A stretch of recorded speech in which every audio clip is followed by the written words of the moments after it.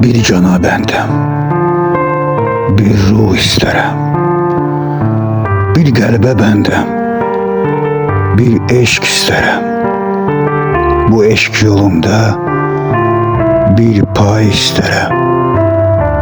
Səni yanımda bir tay istərəm.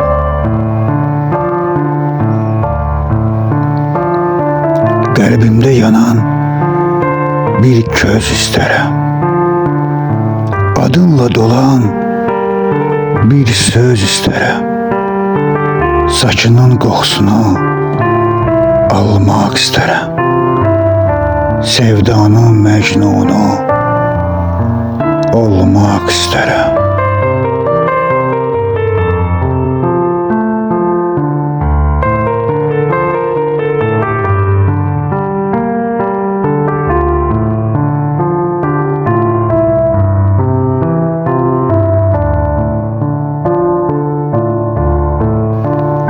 Sənə qəfildən dönmək istərəm.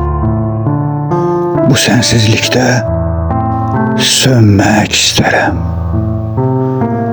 Ulu Tanrıdan aman istərəm. Bir gülüşündə dərman istərəm. Yox cəsarətim, tapmaq istərəm. Tək səni sevdim demək istərəm. Gözündə özümü görmək istərəm. Şirin sözünü dinmək istərəm. Göz yaşlarını silmək istərəm. Hər bir halını bilmək istərəm. Sənə bir ürək vermək istərəm.